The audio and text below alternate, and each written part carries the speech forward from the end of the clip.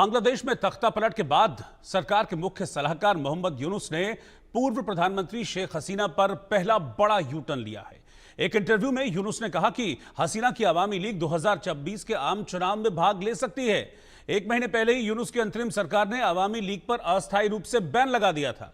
यूनुस के मुताबिक शेख हसीना की पार्टी चुनाव लड़ेगी या नहीं, इस पर फैसला चुनाव आयोग को करना है। चुनाव आयोग पूरी तरह से स्वतंत्र है और चुनाव की घोषणा के बाद इस पर फैसला हो सकता है। इस इंटरव्यू में मोहम्मद यूनुस ने कहा कि शेख हसीना जब बांग्लादेश से भाग गई तब हमने कहा कि पुरानी बातों को छोड़कर अब आगे बढ़ने का वक्त है। हमने उसी दिशा में काम करना शुरू भी किया। यूनुस के मुताबिक बात तब बिगड़ी जब हसीना भारत से एक्टिव हो गई। बांग्लादेश के लोगों में इसको लेकर गुस्सा पनपने लगा।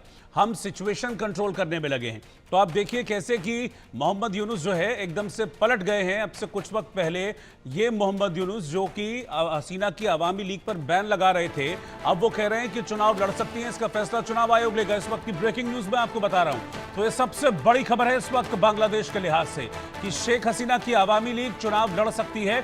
और इस बात को खुद मोहम्मद यूनुस कह रहे हैं। वो मोहम्मद यूनुस जो कि अब तक बैन की बात कह रहे थे, वो कह रहे थे हमने अस्थायी रूप से बैन लगा दिया है, लेकिन अब कह रहे हैं कि चुनाव लड़ सकती है और यह फैसला चुनाव आयोग को लेना है।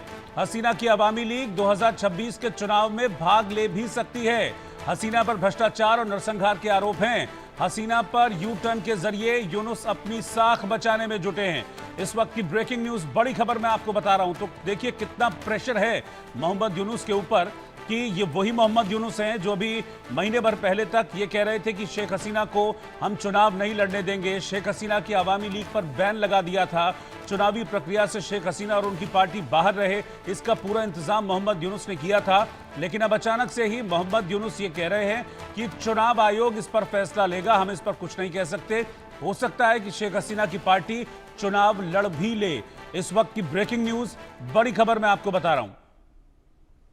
तो एक तरीके से समझ लीजिए कि शेख हसीना को इलेक्शन लड़ने का ग्रीन सिग्नल मिल गया है। भले ही बारी मन से ये बात कही हो मोहम्मद यूनुस ने, लेकिन कहा है उन्होंने। बांग्लादेश में तख्ता पलट के बाद मोहम्मद यूनुस का ये पहला बड़ा यू टर्न है जिसमें वो ये कह रहे हैं कि आवामी लीग चुनाव लड़ सकती है बांग्लादेश में। हसीना की आवामी लीग 2026 के आम चुनाव में भाग ले सकती है। हसीना पर भ्रष्टाचार और नरसंहार के आरोप हैं। हसीना की पार्टी चुनाव लड़ेगी या नहीं, इसका फैसला कोई नहीं, इसका फैसला सिर्फ और सिर्फ चुनाव आयोग करेगा। ये मोहम्मद यूनुस कह रहे हैं। वो कह रहे हैं कि बांग्लादेश में चुनाव आयोग पूरी तरह स्वतंत्र है। शेख हसीना के भागने से दिक्कत नहीं है, लेकिन हसीना जिस तरीके से बांग्लादेश से बाहर रहकर एक्टिव हुई, जो उनकी बयानबाजियां थी, वो ज्यादा खतरनाक है। हसीना पर बांग्लादेश में गंभीर आरोप लगे हैं। हसीना पर भ्रष्टाचार और नरसंहार के आरोप हैं। आवामी लीग चुनावी लूट में शामिल रही है। इस इंटरव्यू में ये बातें भी मोहम्मद यूनुस ने कही हैं। दरअसल एक निजी टीवी चैनल को ये इंटरव्यू दे रहे थे मोहम्मद यूनुस और इसके बाद अचानक से इस इंटरव्यू के दौरान उनके सुर बदलने लगे। रैनिक दत्ता इस वक्त मेरे साथ हैं, हमारे संवाददाता। रैनिक, इसको कैसे देखें? मोहम्मद यूनुस के सुर अब बदल गए हैं। 1.5 महीना 1 महीना पहले तक वो कह रहे थे कि नहीं, अब हसीना के चुनाव लड़ने की संभावना नहीं है। उनकी पार्टी पर बैन तक इंपोज कर दिया गया था, हसीना की पार्टी पर, आवामी लीग पर। अब वो कह रहे हैं कि हिस्सा ले सकते हैं, ये फैसला चुनाव आयोग को करना है। तो क्या मतलब खुद को निष्पक्ष दिखाने की कोशिश कर रहे हैं क्या वो?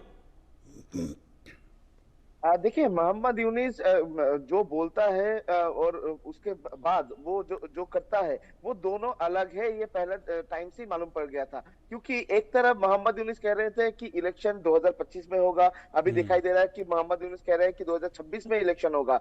मोहम्मद यूनिस डिसाइड किए थे कि आवामी लीग को बैन किया जाएगा, मगर मोहम्मद यूनिस ने खुद ही कबूल किया कि आवामी लीग चाहे तो इलेक्शन लड़ सकता है। अगर इलेक्शन कमीशन की तरफ से उनको अलाउ किया जाए तो इलेक्शन लड़ सकता है आवामी लीग। यानी मोहम्मद यूनिस दोनों पक्ष को ही संभाल के रखने का जो कोशिश वो मोहम्मद यूनिस की तरफ से किया जा रहा है। एक तरफ मोहम्मद यूनिस की तरफ से खुद का जो कुर्सी उसको बचाने का कोशिश भी किया जा रहा है, कट्टरपंथियों को भी संभाला जा रहा है। दूसरी तरफ अगर देखा जाए तो बांग्लादेश का जो आम जनता है उनके मन रखने का बात भी मोहम्मद यूनिस की तरफ से किया जा रहा है।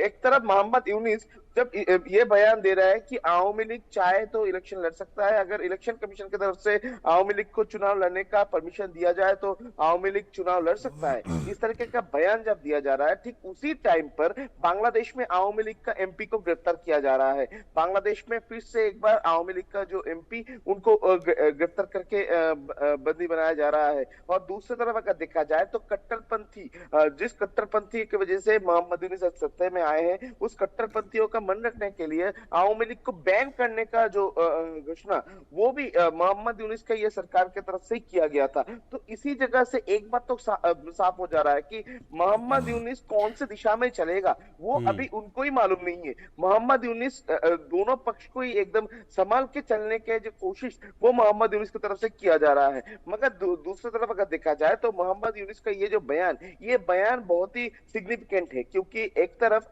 2026 में जो चुनाव होने वाला है, जो चुनाव का डिक्लेयर मोहम्मद यूनुस की तरफ से किया गया है, तो उसको लेकर बीएनपी अभी खुश नहीं है। या दूसरी तरफ अगर देखा जाए तो जो छात्र संगठन मोहम्मद यूनुस को सत्ते में लेके आए थे, वो भी अभी खुश नहीं है मोहम्मद यूनुस का ये डिसीजन में कि अप्रैल महीने में चुनाव होगा। ये डिसीजन में कोनो जो भी पॉलिटिकल पार्टीज है वो एकदम खुश नहीं है। और ठीक इसी सिचुएशन में मोहम्मद यूनुस अभी क्या करेगा? मोहम्मद यूनुस अगर ये चुनाव में पार्टिसिपेट करेगा तो कौन से पार्टी का होकर पार्टिसिपेट करेगा? क्योंकि जो लोग उनको लेके आए थे वो ही मोहम्मद यूनुस के कार्यक्रम में खुश नहीं है। तो ठीक इसी सिचुएशन में मोहम्मद यूनुस दोनों पक्ष को बैलेंस करने का जो कोशिश वो मोहम्मद यूनुस की तरफ से किया जा रहा है, और मोहम्मद यूनुस ये साबित करने का कोशिश कर रहे हैं कि वो उनका जो कार्यक्रम, वो उस कार्यक्रम में सही सही तरीके से सब कुछ काम किए थे, सबके साथ सुविचार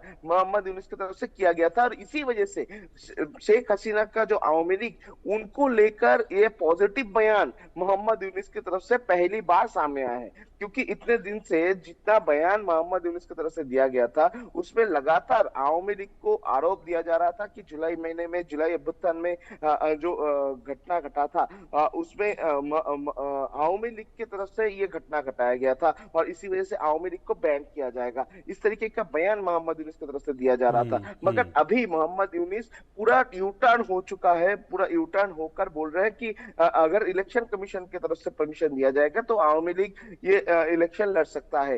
तो इसी जगह में एक बात तो साफ हो चुका है कि मोहम्मद यूनुस एकदम मोहम्मद यूनुस के पास ये बात साफ हो चुका है कि मोहम्मद यूनुस के हाथ में और सत्ता कुछ ही दिन के लिए है, और कुछ ही दिन का ये जो लास्ट सत्ता है, ये सत्ता के लास्ट टाइम पीरियड पे वो सबके सामने खुद का जो इमेज, वो इमेज अच्छा रखना के कोशिश जो है वो मोहम्मद यूनुस की तरफ से किया जा रहा है। और इसी वजह से एक तरफ वो लंदन में जाके बीएनपी लीडर के साथ मुलाकात करते हैं, वो लंदन सफर करते हैं। दूसरी तरफ अगर देखा जाए तो कट्टरपंथियों को भी वो समर्थन कर रहे हैं, और दूसरी तरफ जो छात्र संगठन है उनका जो मांग है, उस मांग को भी बार बार से सम्मान दे रहे हैं मोहम्मद यूनुस। ठीक इसी सिचुएशन में अभी आवामी लीग के सामने भी, आवामी लीग का जो सपोर्टर्स है या आवामी लीग का एक जो बोल सकते हैं कि पॉलिटिकल फैन बेस जो है बांग्लादेश में, उनके सामने खुद का जो इमेज, वो इमेज को अच्छे रखने का जो कोशिश वो भी मोहम्मद यूनुस की तरफ से किया जा रहा है। यानी मोहम्मद यूनुस के सामने एक बार स्पष्ट हो चुका है कि मोहम्मद यूनुस सत्ते में कुछ ही दिन के लिए है, और इसी वजह से मोहम्मद यूनुस ये जगह सही रखने की कोशिश कर रहे हैं कि सत्ता चले जाने के बाद मोहम्मद यूनुस के ऊपर कोई एक्शन ना लिया जाए, मोहम्मद यूनुस के ऊपर कोई कार्रवाई ना हो। इसके लिए मोहम्मद यूनुस खुद का जो इमेज हर एक पॉलिटिकल पार्टीज के सामने वो अच्छा रखने का कोशिश जो है वो मोहम्मद यूनुस कर रहे हैं। ठीक है।